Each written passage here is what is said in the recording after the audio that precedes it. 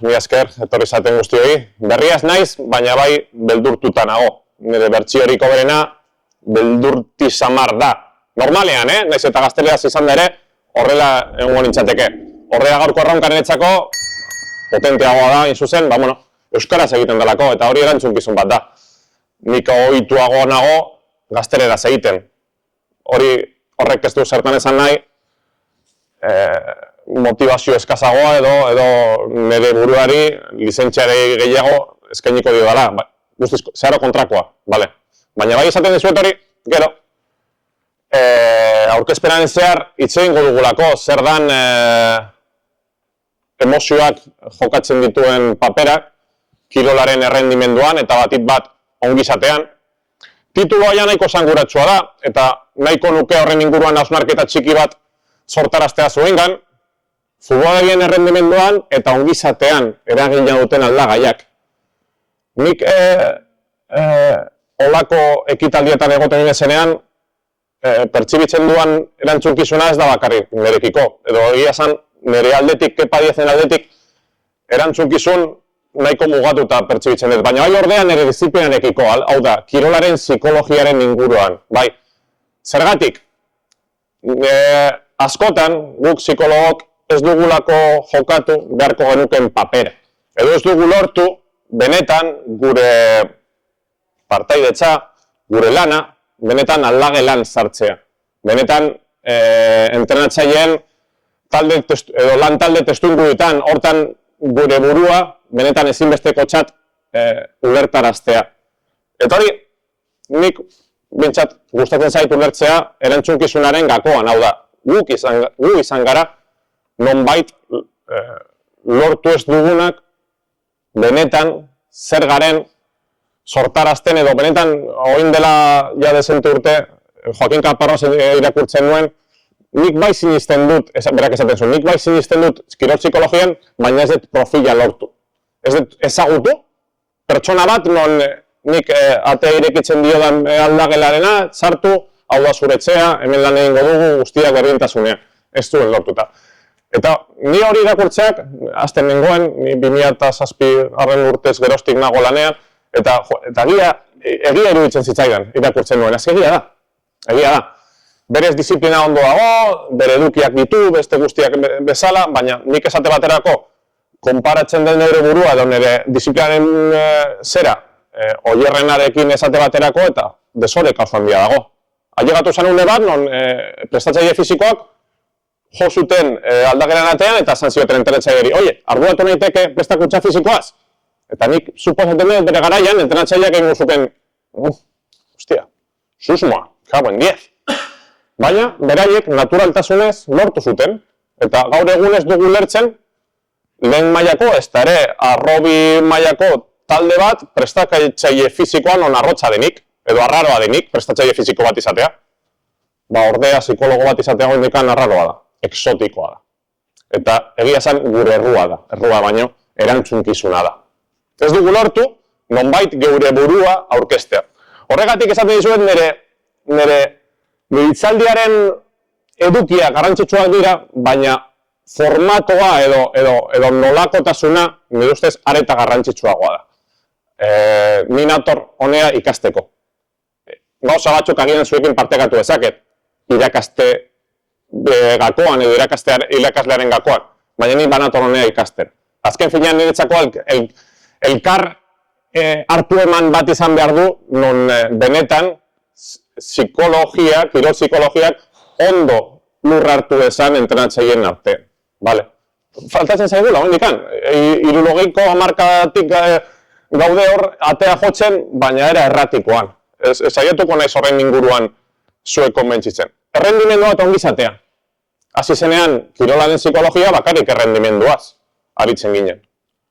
Errusian eta bar, handikan, daudela lehenengo jatorriak kirol psikologiaren inguruan, zen errendimendua. Egin, gehiago, ja nola sortu ezakegun kirolariaren profil ideala, eta apurtzen bazen, ez da zergetatzen, beste batek atzen du.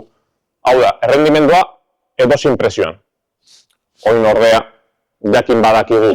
Naiz eta testuinguru gorenean naiz eta errendimendu altuko aldageletan, alabeharrez ongizatea arduratu behar garela. Ez dago bakarrik errendimendua arduratzeri. Horregatik esaten dizuet, ja, izenburua, hausnarketa bat alditu aldigu. Ez dela bakarrik markarik oberena ematea, baizik eta behar dugula nonbait ongizatearen berme bat izatea.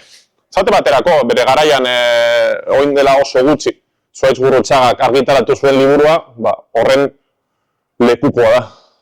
Ez du balio bakarrik, edo askotan kanpotik ikusita badirudi kirolarien historiak miresgarriak direla, ez? Dena distira, dena ondo, dena perfecto dijoa. Eta gero tarteka, enteratzen zara, hostia, barnean zein zan historioa, ezta? Berak ematen duen testigantza nik gomendatzen dizue zu kanpeon liburua irakurri dezazuen, porque oso polita, oso atsegina irakurtzen, oso sakona kontatzen duen historian arabera, ze era ausartan hitz egiten du berak bere ustean zekan gaitzen inguruan, gero beste batzuk agertu direla bildio, baina merezi irakurtzea. Gure hemen gaudela, da lekuko nonbait ez duela balio, edo nahikoa ez dela bakarrik errendimenduarekin arduratuz, baizik eta behar dugula, nolabait bai ongizatearen inguruan bebai jardutea. Zate baterako pasaden urtean, Bartzelonako jokalari honek galdu zutenean Real Madriden kontrako joaneko partidua, Montjuïcen jokaltzu zana. Bera, egin zuen aitorpena behin partidua bukatuta, nik sekula ez nekan ikusita. Sekula ez nekan ikusita. Berak esaten zuen, ailegatu zala aldagelara, eta ikusten zituela bere kideak alaiegi. Alaiegi. Postasun gehiagirekin. Hostia, ze potente. Gaur egun hori nekan emozionatu egiten naiz, gauza horiek entzuteaz, porque egitan horrelako jende ausartea behar dugu. Berak, galdu zuen partidu bat oso garrantzitsua zena berarentzako, eta nonbait ez zuen ikusten koherentzia bere jenkideekiko perfil emozionalen inguruan. Zertarako ateratzen dut hau? Ongizatea ez dela posik egotea, triste egotea, alai egotea, ez, ongizatea beste gauza bat da. Askotan kirolak behar duena da tristura, kirolak behar duena da aserrea, kirolak behar duena da era ez oso zuzenean negatiboki edo negatiboaren etiketa merezi duten emozioak.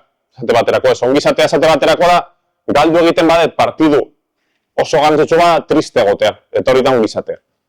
Hain zuzen, eta horrek kirolak ematen dugu. Hain zuzen aukera hori nonbait lotura edo kontingentzia emozionalak, nire asmoaren araberakoak, nik ematen dioan garrantzaren araberakoak, nonbait benetako loturak egon daitezela, ni eta nire kirolaren artean. Berak eruntzatzen zuena bere garaian, berak zabatzen zuena zen, hostia, etorren ez talde honetara irabazteko, galdu dugu gure denboraldiko partiduen garrantzitu edarikoa, eta nik ikusten dut jendea indolentziaren kodean. Ez aia sola, badire ez aia sola, ari ziren hitz egiten, beste gauzetaz, alai, posik. Hausnartzeko balio zaigu, nonbait, ongizatea ez dela posik egotea, askotan triste egotea dagokigu, eta hori bai ongizatea dela. Zate baterako gure gaztetxoi erakasten diogunean, kirolean jokatzen, egongo dira uneak irabaztea tokatzen zaiguna, eta beste hainbat, berdintzea edo galdu egin barko duguna. Eta bai batzuk zein besteak bezain garrantzitsuak dira.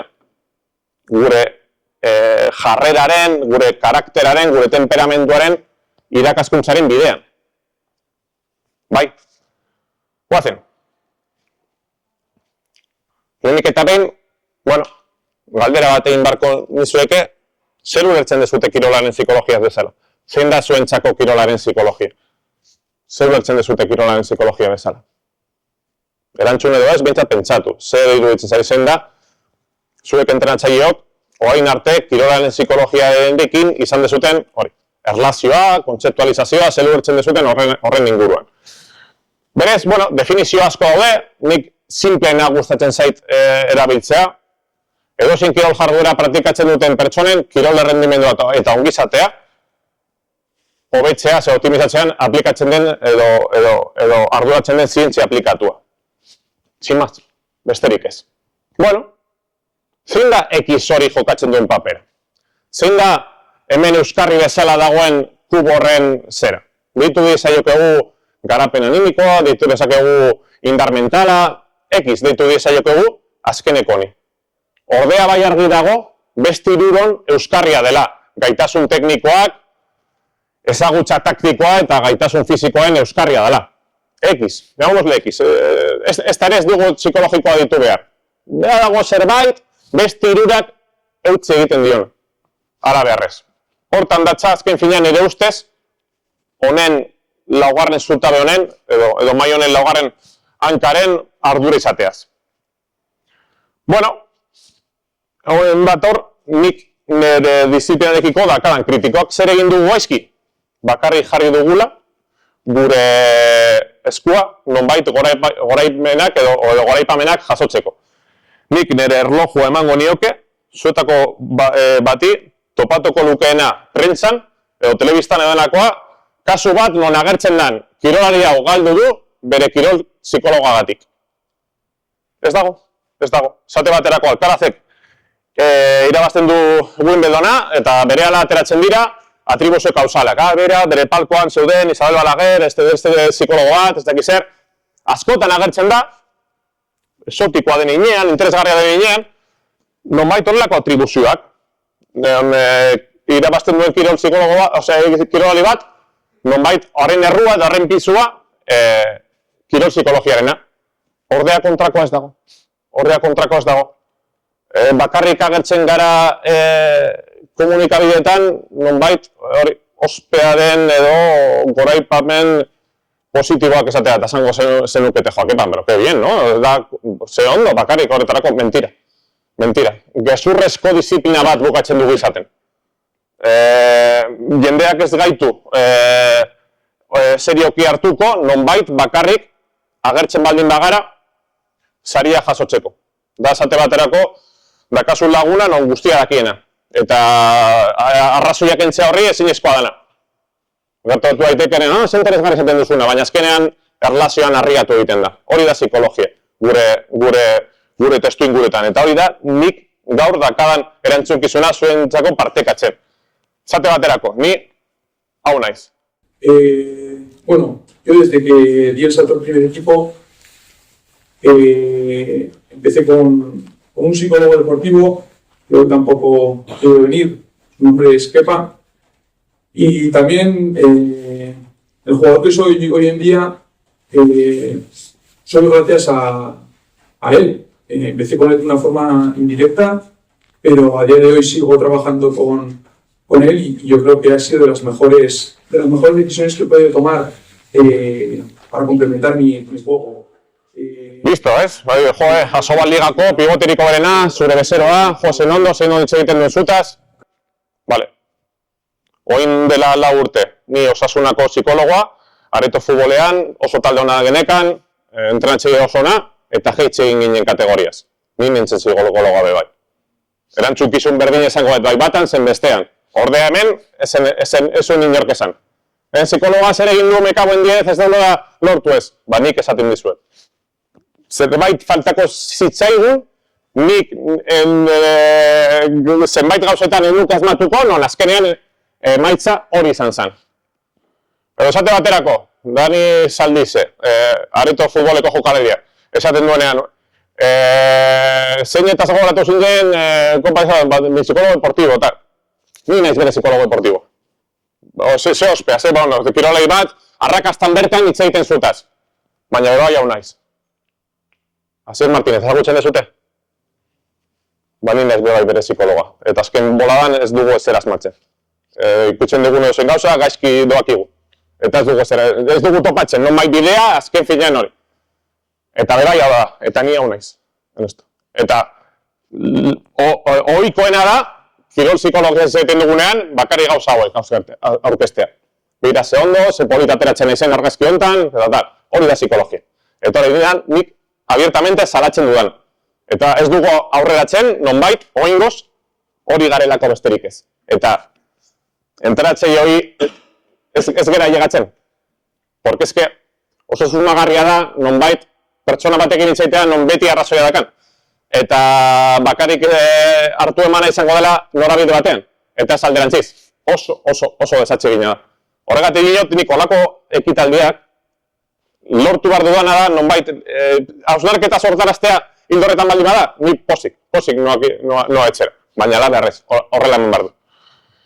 Bale, orduan, guztioi atsegina zaigu, nonbait polita ateratzea argazkian. Ez, gure alderdi positibotaz edo arrakastetxoetaz hitz egitea. Hori, gizaki hori gertatzen zaio. Psikologian areta nabarmenagoa da hori. Bueno, zertarako gaude hemen. Ezin da gaur hemen egotearen zergatia. Gauzak errazteko.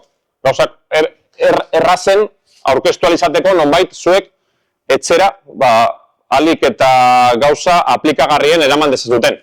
Zein da nik beldur dio dana gaurko edukiaz, jutea etxera jendea, esan ez, oso interesgarria zen entzundakoa. Zerbaiterako balio esan zaizu? Ez, baina oso interesgarria zen. Interesgarria den zerbait, baina aplikagarriaz dena ez du zertarako balio. Ez du zertarako balio. Hala beharrez, biharko entrenamenduan, ez agian zuzenean, baina hausnarketa bat prestatzen, horretarako behintzat balio esan behar zaizue. Ni bestela, frakasatu egin dut.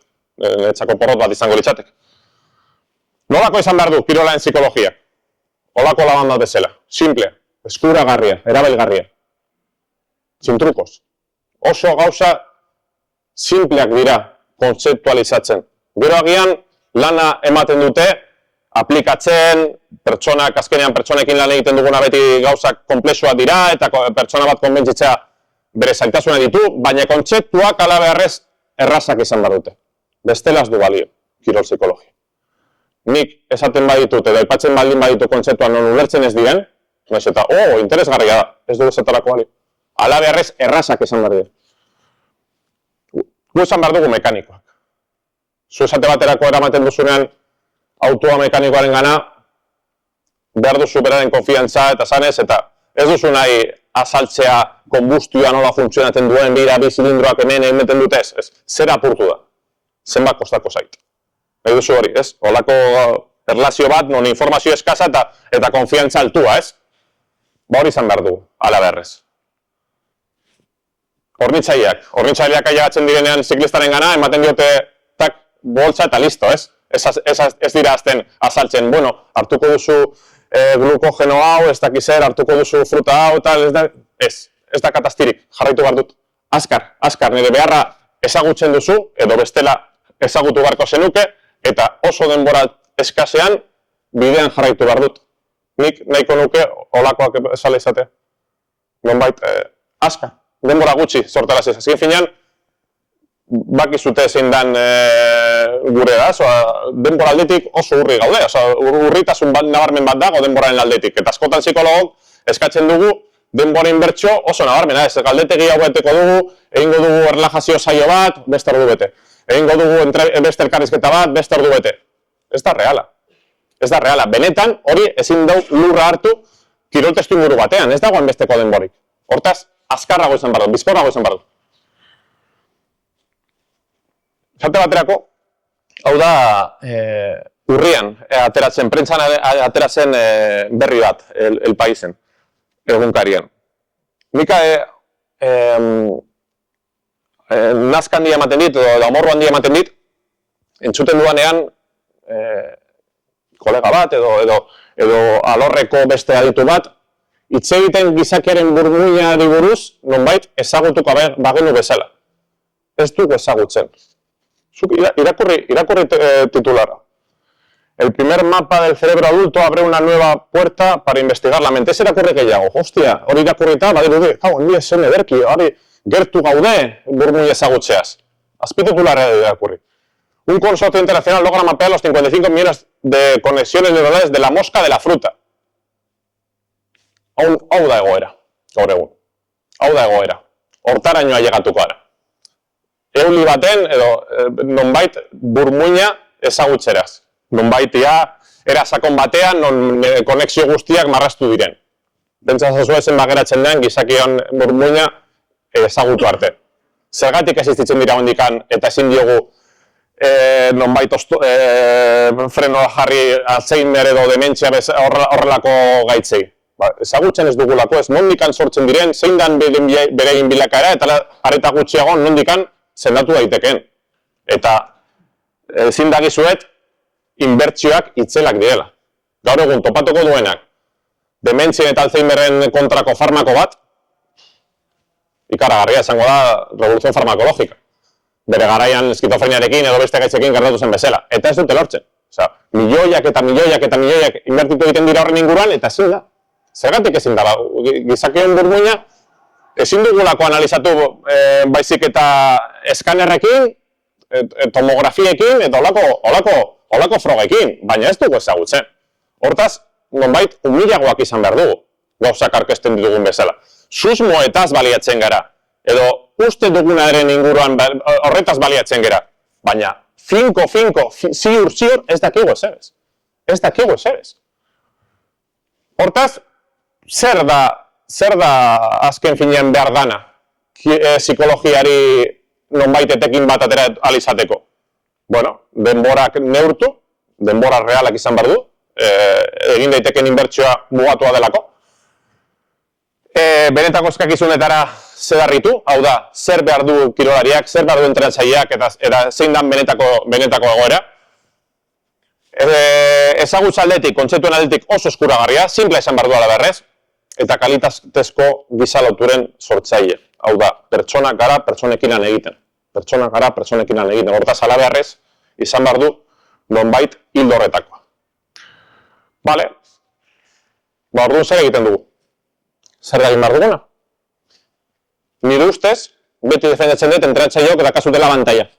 Azken finen, zuena da taldea, zuenak dira benetako erlazioak. Kalitatezko erlazioak zuenak dira. Ni beti ailegatuko naiz, kanpotik datorren pertsona bat bezala. Entrenatzaileen hegemonia, preponderantzia, berarena da. Berarena da, eta hori errespetatu egin behar da. Ez da ezer ikutu behar horren inguruan. Zergatik, zuet dakazute zuen eusaimena, zuen ikusmena, zuen intuzioa, abantai batean dagoena nirekiko, eta horrela izan behar du, zuen intuzioa, zuen jokalerekiko sortutako erlazio kalitatezkoak direnak, eta hemen azpimarratuet zenbait ezagutza. Direla, nik definitzen ditudanak ongizatearekin eta edo errendimendoarekin zer ikusia dakaten aldagaiak. Zenbait ezagutza haiek dira gaur hemen partekatzeko gaudena.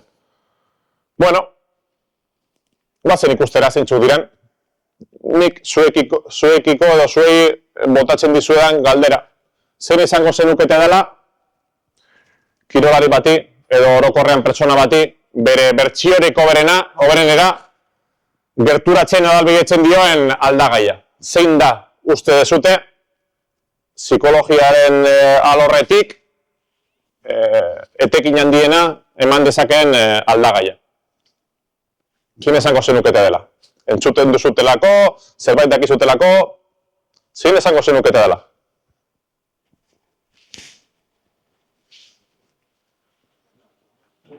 Venga, ba, motivazioa pentsatzen duzute zuek askok. Motivazioa, bai, motivazioa. Konfiantza. Zein uste dezute, dala. Gestio emozional oso garrantzitsua da. Ez da zuzen, ez da nik defendatzen dena garrantzitsuen da bezala, baina oso garrantzitsua. Gehiago. Konstantzia oso garrantzitsua da. Erlazio zuzena daka, nik defendatzen duana dela garrantzitsuena. Zukartzen duzu psikologiaren inguruko manual bat, eta baita agertzen dira, bereak motivazioa, komunikazioa, kohesioa, autokonfidantza, kontzentrazioa, arreta, aktibazio puntua, garrantzitsua direnak. Manual guztietan antzeko parezido dira. Ni ordea, ahalbidetu diana da esperientziak ezagutzera ahalbidetu dian aldagaia ez da hori. Ez dugute topatuko inon, baina nik zindagizuet, edo nire itorpena horren ingurukoa da, nik betidanik, edo nik ikusi duana dela aldageri nabarmenera pertsona hori berarekiko dakan erlazioa. Pertsona horrek berarekiko dakan erlazioa. Nire llegatzen naizenean aldagele batera eta galdetzen diot, Fulanito nola eramaten zara kon menganito, menganito nola eramaten zara bestarekin. Mundu guztia dak erantzuten. Ondo, mal, dal, gaizki, ordea, galdetzen diozu pertsona horri, nola eramaten zera zeure buruarekin, eta burua estanda egiten die. Nola? Nola eramaten zen nirekin? Wow. Wow. Eta han hasten da bide bat. Han hasten da bide. Hori da kilometro 0 eta handikan gora. Ea nora ino egentzen zen. Badira ateak irekiagoa daudela, beste batzuk itxiagoak, baina nik beti. Ibiltzen saiatzen naizen bidea hori da. Hori da. Eraikitzera albidetuko diana, erlazio on bat, pertsona horrena, kirolari horrena, bere buruarekiko. Nik ditzen diot autokontzeptua, aldagai horri. Autokontzeptu. Autokontzeptutik sortzen da gestio emozionala, autokontzeptutik sortzen da konstantzia, autokontzeptutik sortzen da nigan dekaden konfiantza, autokontzeptua sortzen da ze patroi emozionalak edo komunikazioaren daka. Ben dena, jatorri berbera daka, nire ustez. Esperientziak horrela erakutsi dit. Dena, aldatzen da edo araberakoa da, depende, pertsona horrek bere buruarekiko dakan erlazio. Nola hitz egiten nahi zen erronka baten aurrean, nola hitz egiten nahi zen akatz bat egiten duanean, nola hitz egiten nahi zen goraipamen bat jasotzen duanean, nola hitz egiten nahi zen azken finean da nola pentsatzen duan. Eta nola pentsatzen duan da azken finean nola sentitzen nahi zen. Dena, dakan jatorria, ura da. Nik hori da defendazten duan. Entonces, nola definitu ezakegu? Era oso simple batean. Gure buruaz dakagun irudi egonkorra. Bai bakarka, nire gizabanakoaren inguruan, edo bai nire taldearen inguruan. Nik nire inguruan, edo nirekiko jasotzen duan, automaten duan identitatea. Eta azken finean, zerk batzen duen, zuzenean, hemen aurkezten dizuedan, elkarrizketa honetan. Praktikoak izan gaitezen, nola lantzen da autokontzeptua. Nik ezagutzen dut, bi motako kirolariak. Bakarrik honetaz hitz egiten nahi dutenak, non galdetzen duzun pertsonari zein dira zure gaitasunak, zein da ondo ematen zaizuna, zein da zure ospea sortarazten duen aldagaiak, edo, zutabe honetaz hitz egin nahi dutena bai. Zein da, bihar, gaurko egunarekin alderatuta, hobe izan nintekeen aldagaia. Hau da, ze izan naitekeen, bihar, gaurkoarekin alderatuta, hobe. Nola az naiteke, gaur naizenatik, bihar izan naitekenarekiko. Azken finean, nik erabiltzen dudan elkarrizketaren modeloa, hau da. Pertsonari albidetzen diozu, berri on hauek azaltzera, esaten diozu, zein da zure gaitasunak, hori berri onak dira, hemen ezkerrekoko zutabean daudenak. Eta eskuineko zutabean daudenak, areta hobeagoak. Zuk azken finean lortzen baduzu pertsona bat, bizizatea zutabe hau ilusioarekin, grinarekin, potentzialtasunaren sentipenarekin, pertsona hori egazkinean dijoa. Esa persona vuela. Arrastaka eraman baldin baduzu, eta ez du nahi honetaz hitz egin, eta dozen epaimena erortzen zaionaren inguruan, lotxarekin, egoarekin ulertzen badu, ez gara urrune dijungo. Kika, berez, hontan datza. Horregatik esaten dizuen, nire ustez aldagairik nabarmenina dela, garrantzitsuena, porque kirolari horren nortasun osoa aldatu daiteken, edo aldatu dezakeen, aldagaia dalako. Ja, zuzenketa bat egingo duzunan, ez dut mehatxu bezala jasoko. Baizik eta, klaro, hori kontratu bat dakago, nik esan nahi dut bihar gaurko bertsioarekin hobe. Hortaz, egin didaten zuzenketa hori, da aurrera pausu bat horrekiko. Ez da txera pausu bat nire gaitasunarekiko. Ez diat esan, hau gaizki egin dudala, baizik eta ezke bihar ondo egin nahi baldin baduzu, zuzenketa hau ezinbestekoa da. Baina, karo, hori guztia klik egiteko, lehenik eta behin lortu behar duzu, onarpen baldintzatu gabeko testuinguru batean, aceptación incondicional, onarpen baldintzatu gabeko testuinguru batean, non pertsonak berez gure gizartean hauek guztiak erabiliko genukeen terminologia ez da zuzena. Erabiliko genukeen carencia, defecto, remora, horiek ez dute balio. Termino horiek ez dute balio. Estatikoak direlako. Pertsonari eusten diotelako, vale. Hemen dago, hau falta zait eta punto. Hemen geratzen naiz. Ez dago non jarraitzerik. Ordea, galdetzen badiozu, pertsonari, zein da hobetzeko aukera, zein da gaur biharko egunarekin alderuta ezberdina zen daitekena, prozesua dinamikoa da. Ja ez duzu arreta jartzen nonbait gaitasunan bertan, baizik eta beste puntu batetara eraman zaitzakeen prozesura. Dinamikoa da, ez daka zer ikusirik. Berdin dezare gara egiten, nik eskerrarekin nole pega un balde. Nik geratu naiteke, kon la izquierda nole pega un balde, edo ziru itzen gaurtik biharrera saiatzen bazara pase bat emiten barrokaldearekin eta horrela ematen. Humile, berez, oso raza. Baina, bueno, bintzat arreta jartzen dut, non zer eraman nazakeen aurrera puntu batera. Ikuspegia, naiz eta berdina, zitze egiten gegaren, zeharo ezberdina da. Ez daka zer ikustirik. Baten, geratu naiz, esanez, ez daka gaitasun bat, eta beste baten ordea, zentratu naiz prozesuan, zer ateren nazakeen hemendikan. Nola lortu dezakedan, aurrera pausu bat ematea, urratsez urrats, beste nigatik, beste bertsio bat jasotzera. Goazen bigarrenarekin. Autoeraginkortasuna edo autokonfiantza, gazteleraz autoefikazia terminoa erabiltzen da, ikusiko dezute idatzita. Zer esan nahi du? Ni erronka baten aurrean nagoenean, zein dan erronka hori aurrera ateratzeko erlazioa nire gaitasunen artean eta erronkaren zailtasunen artean. Ni esate baterako hori salto egin nahi baldin badet, beti izango dut ez dut uste saltuko dani, baiz. Zergatik ez dakadalako gaitasunik. Futbolean esate baterako aurkaria oso potente denean, normalean sentituko duzuna ez, ostia, ez dakit gaitasunak izango ditudan, horri aurre egiteko, horri gailendu izateko. Bueno, erlazio horretaratik, zein da zailtasuna, zein da nigan islatzen edo pertsibitzen ditudan gaitasunen artean horren erlazioa.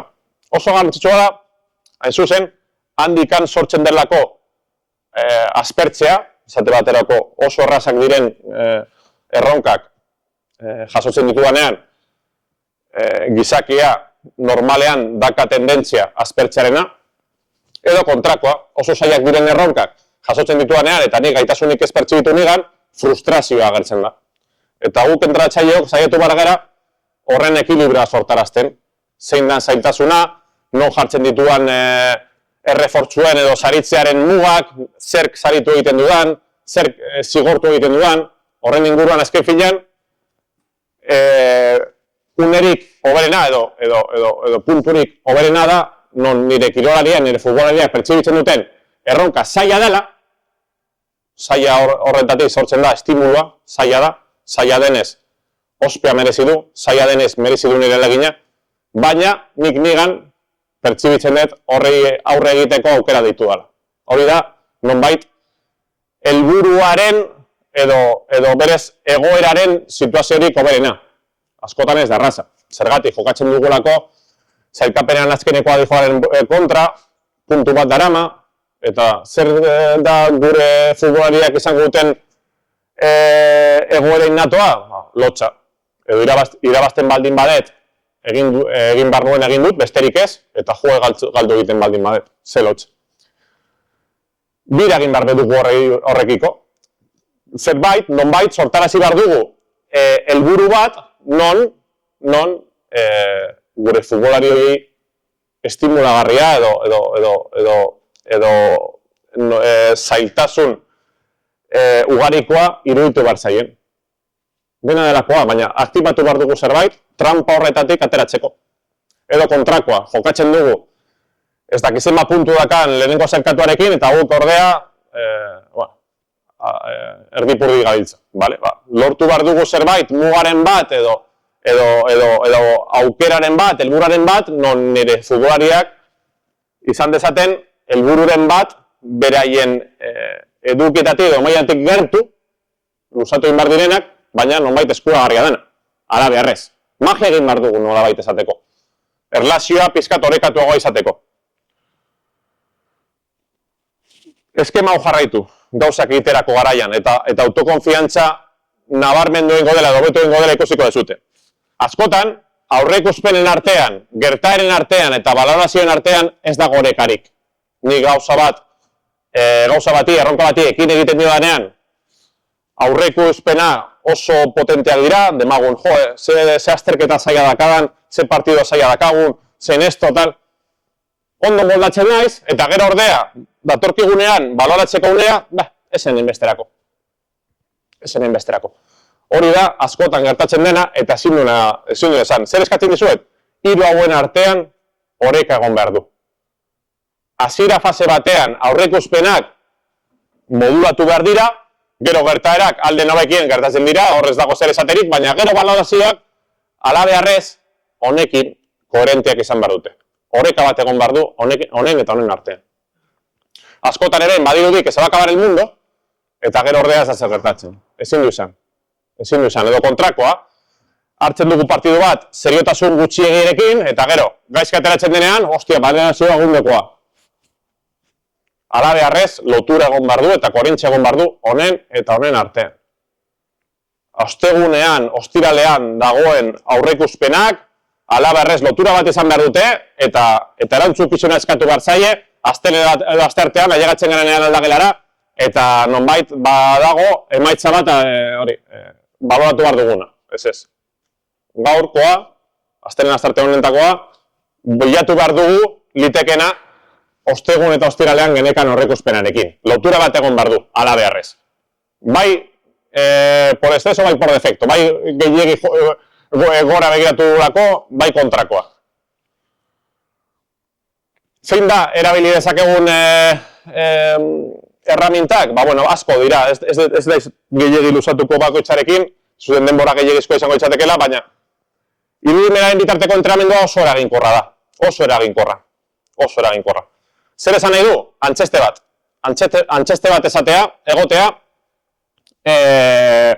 zer izan daitekeen, gertatu daitekena partiduaren zehar. Zate baterako, badijoa Reala jokatzera Bartzelonaren kontra juvenil mailako errege kopako kanporaketa. Ez? Eta oso laguna dakadan Lander, galdetu zidan, nola topatu dezakegu, nola kokatu gaitezke, horren inguruan, azken filan gu sartu gara azkeneko jardunaldian, osta sartu gara, eta tokatu zaigu Bartzelona. Ez dela okerrena, guztiok ekin nahi zuten zen Betiza da oso potentean taldea, baina zer egin dezakegu, ailegatuko gara, Joan Gamper zelaira, eta zer sortu dezakedan nire jokalaren gan hori egiteko, bale? Sortu ginen azan, nonbait, gertatu zitekeen egoeraren aurre, zein izango ziren, miditzen dut, enfokeak. Enfokea da, nonbait, ura gertatu, azkar ura pentsatu, edo albidetzera gauzatzen nagoen programazio mentala. Esate baterako, demagun. Azten da partidua eta berera jartzen zara galtzen. Zein izango da zure enfokea, hori gertatzen bada. Enfoke resistente bat behar dugu.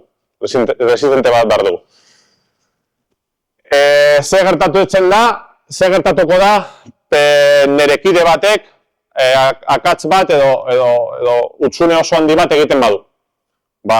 Enfoke solidario bat behar dugu. Enfoke lagunkortasunekoa. Enfoke babeskoia sortarazi behar dugu, nonbait horrelakoa gertatzekotan. Ze gertatzen da,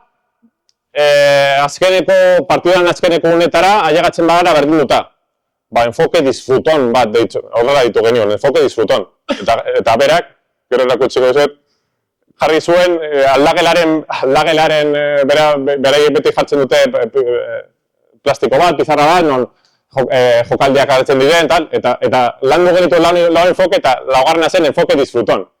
Honera gatoz disfrutatzera. Zergatik, porque ailegatuko da une bat, partidurena, berdinduta baldin bagoaz, non dena oso pisutsua bilatakutuko den, eta litekena da ez hausartzea.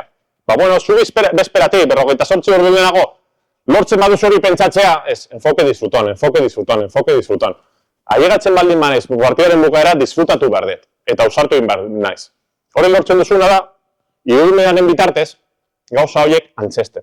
pentsatzen, zer gertatu daiteke. Ezin duzu egoera gehiegi antzestu behar, porque azken finean ezinezkoa da partidu batean gertatu daiteken egoera guztiak irudikatzea. Baina bai zenbait, garrantzitsuenak.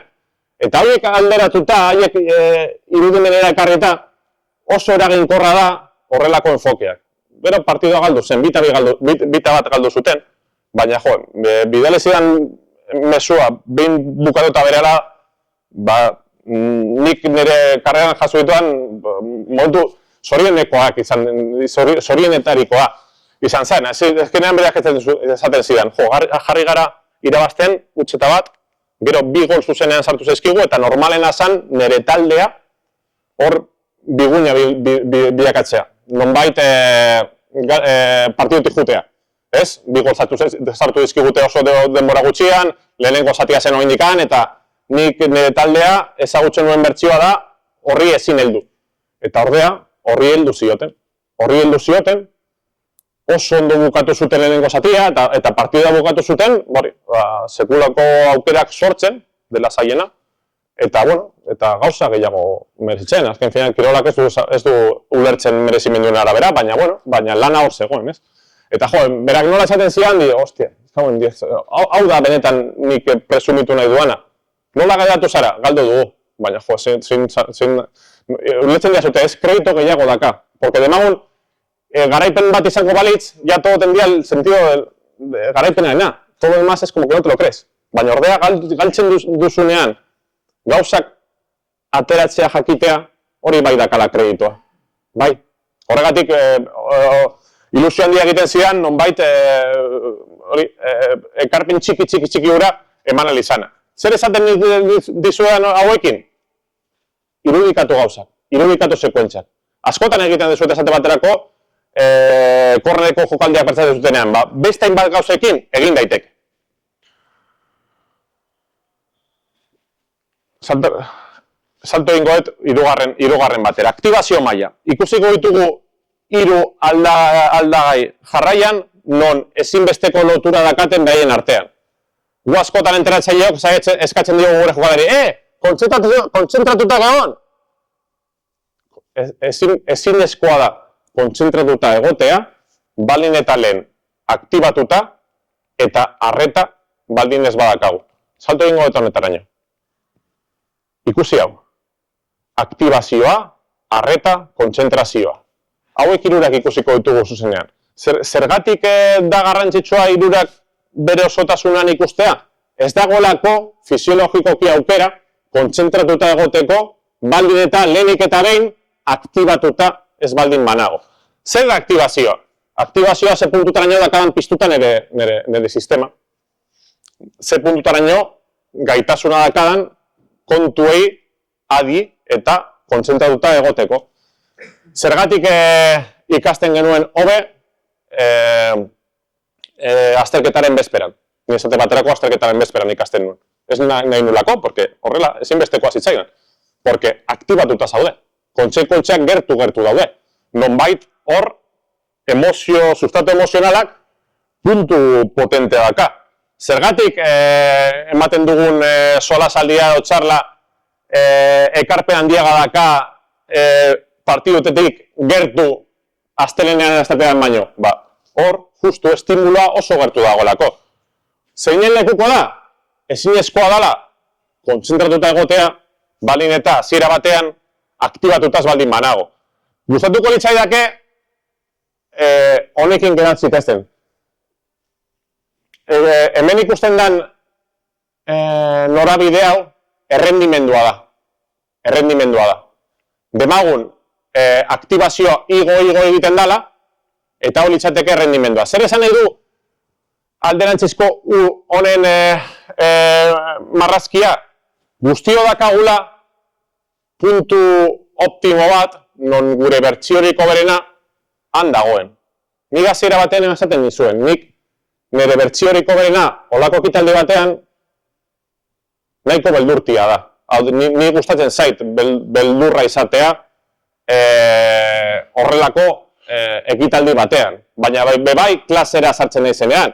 Nik dara bazkite klaseak emoten unibertsitatean 2014-2015 urte urtetik. Eta orain dita eguna, non nik sartzen naizen klasera, nahiko beldurtuta.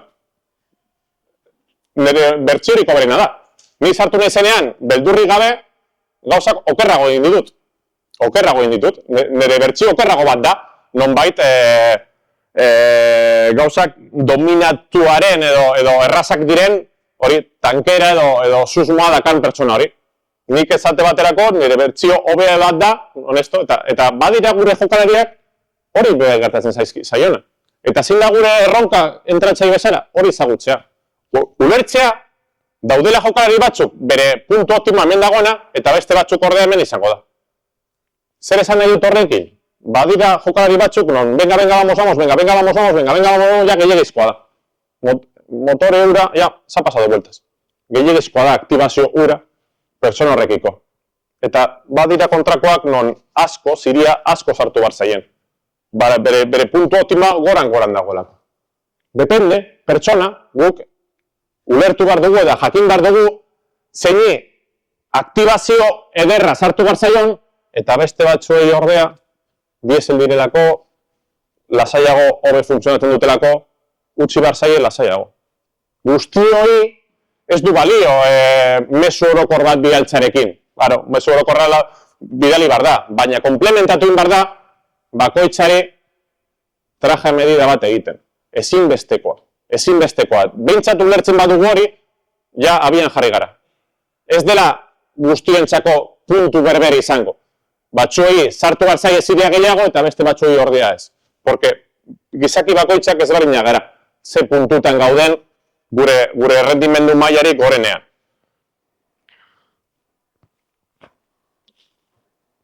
Arreta, laugarrena.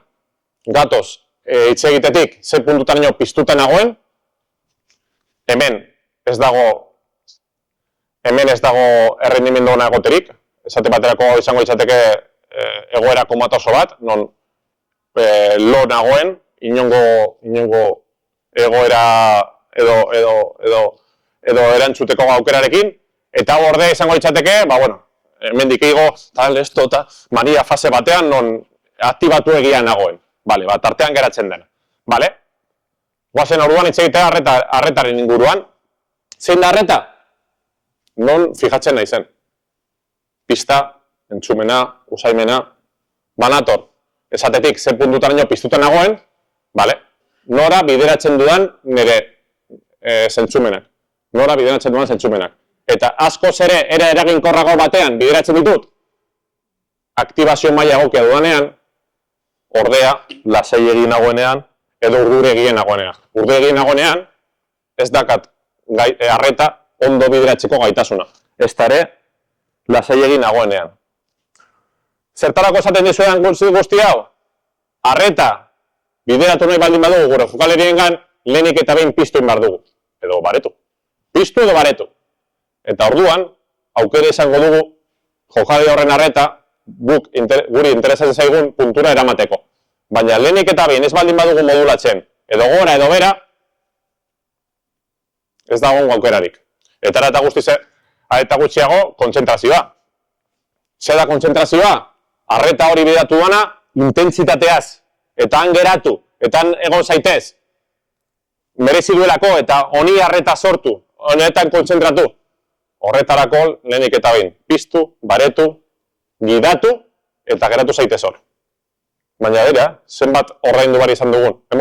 Ahalegin bat egin behar izan dugu. Lehenik eta behin pizten, edo baretzen, porque ordu egi zaude, lasaitu zaitez, eta orduan arreta bideratu honea, eta honen geratu zaitez hor. Hori da kontzentrazio. Bai? Sintesi batean egoten, eraman zaitezte hau etxera. Ezin diezaiokegu eskatu gure jokalari kontzentrazioa, baldin eta lehenik eta behin piztu ez baldin badu. Piztu edo baretu. Motivazioa. Caramelito. De la psicología, coaching, mentoring, edozein aditu, non lan egiten duena, alor honen inguruan, beti ere saiatzen gara sartzen ate honetatik. Nire ustez ez dela ezinbestekoena edo lehentasuna merezi duena, baina ordea bai garrantzitsua da, garrantzia merezi du.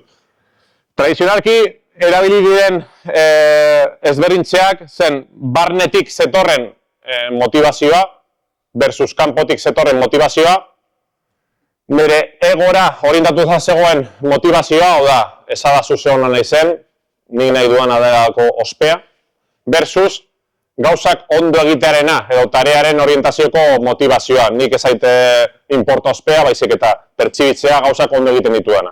Eskerrak gaur egun, neurozientziak zenbait aurrera pausu oso nabarmenak egin dituen,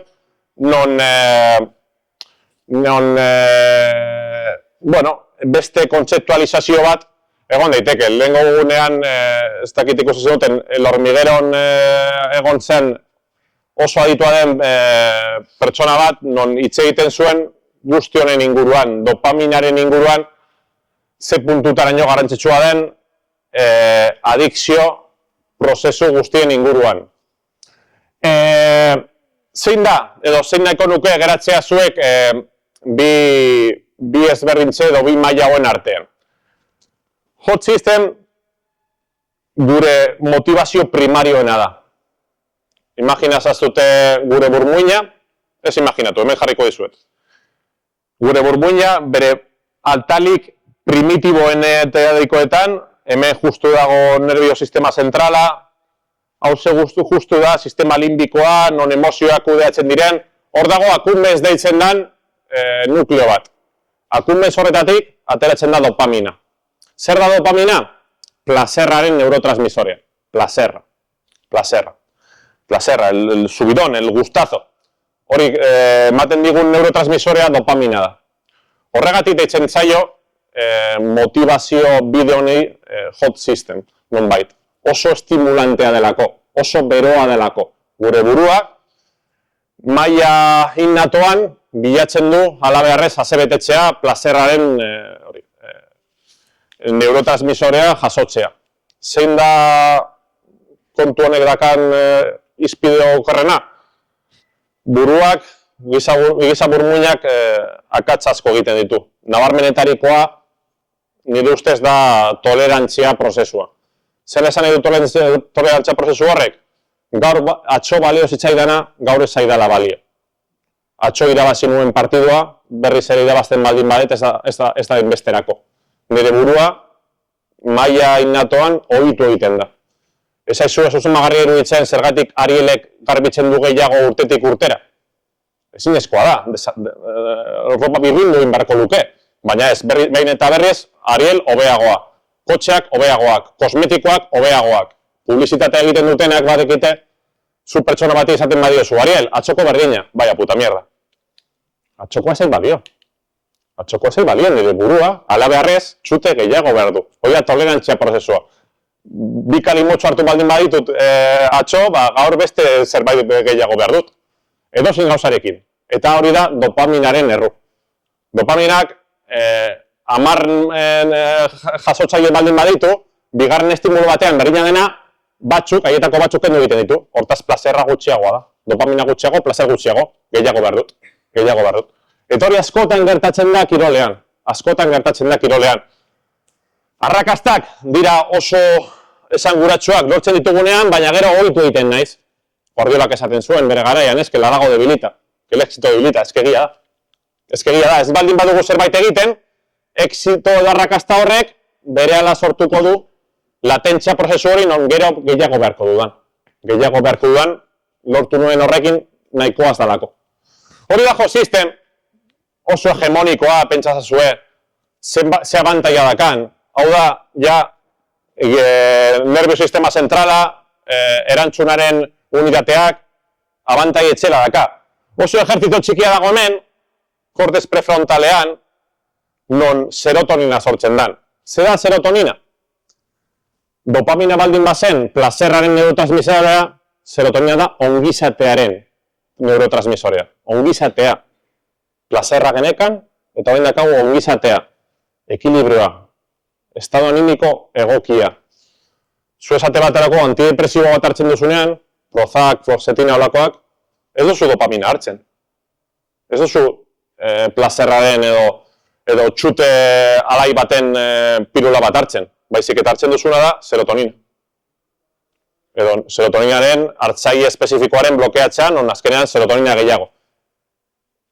Deskubritu da, farmakologian, honek postasun inmediato bat sortzen duenan, era bero batean, honek ordea ekilibrioa ematen digu. Ekilibrioa, ongizatea, askatasuna, azken finean. Porque honek egiten duguna da, halabeharrez adikto bihurtu. Adikzio prozesu guztietan, dopamina dago presente.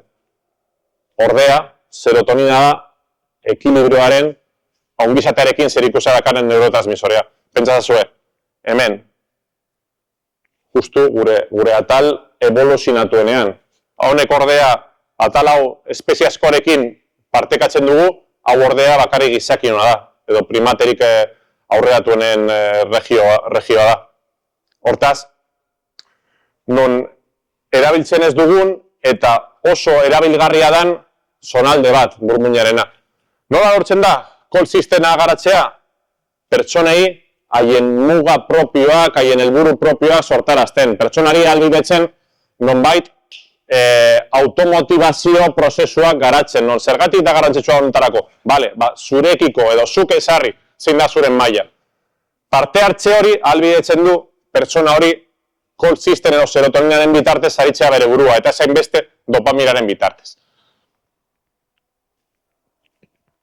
Nuke nahi gehiago esalan, salto egingo dut honea. Lehengo gune batean esan dizuet, autokontzeptua dela, nik defendatzen dudana aldagai garrantzitsuen bezala, ezta? Bueno, hemen dakazute Daniel Goleman, adimen emozionala sortu zuen egileak, adituak, zedarritu edo marrazti zituen 5 zutabeak. Bale, 5 zutabaietatik, ze susmagarria lehenengo 3 autorekin hasten direla. Auto.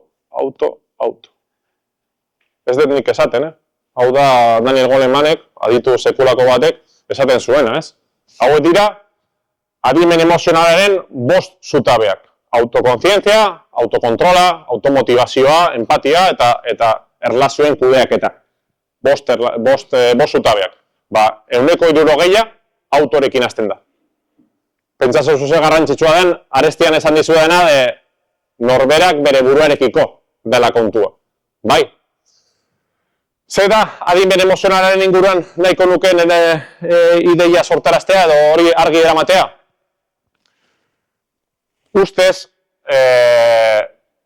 defenditzen duguna edo ulertzen duguna da, nonbait adimen emozionala dela besteekiko alai esatea, besteekiko eraginkorra izatea, erlazioetan arrakastatsu izatea, ez da egia, gezurra da. Adimen emozionala norberaren buruarekiko egiten da lana da. Ze puntutaraino ezagutzen naizen, ze puntutaraino kontrolatzeko gaitasuna dakadan, eta ze puntutaraino automotivazioa sortarazteko aukera dakadan. Fija ezazu, automotivazioa eta ointxe bertan aipatu dugun call system. Gauza bera da. Daniel Golemanek bere garaian esan zuena da, ez izan zaitez besteen morroia, ez izan zaitez kanpo alagoari adiktua izan, baizik eta sortu zure meta propioak, sortu zure helburu propioak. Bestera dependentzia izango duzu, beste batek etor dadila zure gana eta zan, jo, zeu nazaren, ez, zuen kasa, askatasunarekin, zure meta propioak zedarritu, zure meta propioak ezarri, nonbait, inoren beharra ez izateko. Gauza berataz ari gara.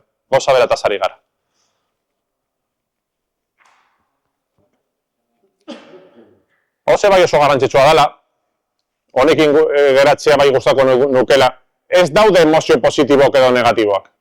Askotan hartzen duzu interneten bitartez egin daiteken bilaketa batean, emoziones positivas, emoziones negativas, ez da egia. Eta batik bat kirolean, ez da egia. Kiroleak orokorrean edo bizitza bere osotasunean behar ditu emozio guztiak. Badira uneak non beldurra izatea oso nadan. Badira uneak non azerrea izatea oso nadan. Badira uneak non, ostia, tristura edo maneiatu barran. Eta ez du zertan esan nahi emozio negatiboak direnik. Gundoganek esaten zuenan bere garaian, tristura gehiago behar dugu, haserre gehiago behar dugu, ala beharrez, eta arrazoia zekan, nire ustez, nire uste palean, arrazoia zekan. Ordea, tradizionalki gure testu inguruan, bai beldurrari, bai haserreari, etiketa jartzen zaien, on emozio negatiboak izango balira bezala. Ez da egia. Beldurra da, gure biziraupenerako gehien egin duen emozioa. Demagun, zebra pasabide batera hurbiltzen zarela, ez nik ez dalkat beldurri, venga, pasakoet, beldurri gabe. Eta pasatzen zara. Agian batean sorte da kasu. Baina, azkenean, kotoriko da kotxe bat eta harrapateko zaitu. Ez lo logiko, no? Inoko beldurrik esenekan ez. Hurbiltzen zarenean zebra pasabide batera eta bestera begiratzen duzuenan da, beldurrari esker. Oso ondo erabilitako beldur bat. Ostia, agian torra daiteke kotxe bat, begiratukoet. Ba, gure futboleko testu inguruan berdina gertatzen da. Dakagunean beldurra, zerbait gertatu daiteken, positiboa da. Edukiko bagenitu, inongo beldurrik ez dakate jokalariak, desastre bat izango ditzate. Desastre. Beldurra, egokitu behar da. Maila topatu behar zaio, baina beldurra ez atxarra. Beldurra oso ona da. Baldin eta bere neurria topatzen badugu. Eta edukiko ditugu pertsonak non prekauzioak hartu dezaketen, non gauzak baloratu dezaketen, non libratzen diren gauzak baloratu aldezaketen, azken finean, holako gauzak guztiak beldurrak ahalbidetzen ditu. Baina, karo, guk normalean entzuten duguna ez, no tengas miedo, inongo beldurrik ez esan.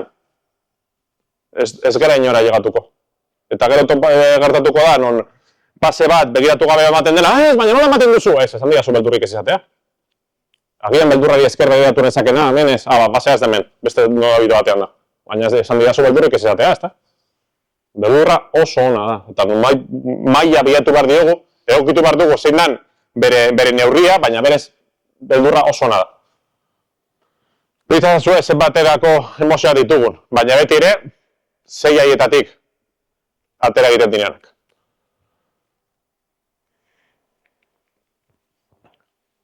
Bukatukoet bi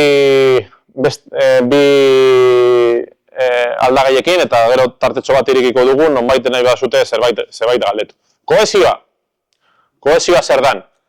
Ze puntutaraino nire jokalariak haien artean loturak esartzen dituzten, ez? Bale, kohesioa kontu zibili berarekin. Ni kohesioa esperientziak erakutsi dana da bere uneak dituela. Non ondo dagoen nire kirolariak kohesioa da lotura beraiek artean izan ditzaten. Ordea, ailegatzen baldin bada une goiztier batean, alegia, goizegi ailegatzen baldin bada, eta esako dizu ezerekiko, kohesio horea agian kontrapuntu negatibo bat izan dizake. Zertaz ari nahi zen? Espainiako eskibaloiko selekzioa.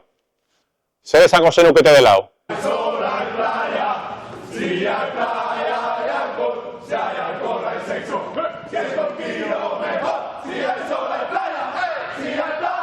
Zer esango zenukete zela? Celebrazio bat? Zer esango zenukete zela hau? Partida aurreko aktibazio saio bat. Partida aurreko saio bat. Bai hori celebratzen dagoela, ez baina da. Munduko txapelketa baten aurrean, atera behar ziren berotxeketa egitera da, beraiek nola aktibatzen ziren, zan honen bitartez. Ostia, ze kohesionatuta, ze ondo, ze ikaragarrizkoa dirudi. Bera zein dan, ordaindu behar den prezio.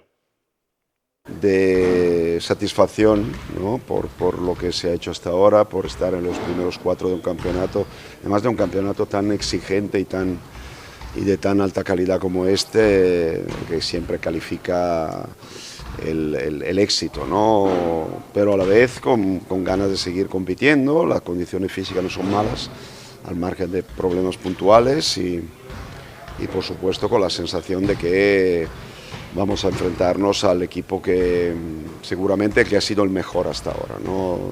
Esto creo que no hay ninguna duda que que todo el mundo opina lo mismo, ¿no? No solo por la fuerza que tienen, sino por cómo han jugado. Hasta ahora es el mejor equipo de la competición. y estamos muy conscientes de ello, ¿no? Luego hay un factor añadido que es el tema de jugar fuera de casa, que es otro factor importante en un ambiente que pondrá mucha presión sobre jugadores, árbitros,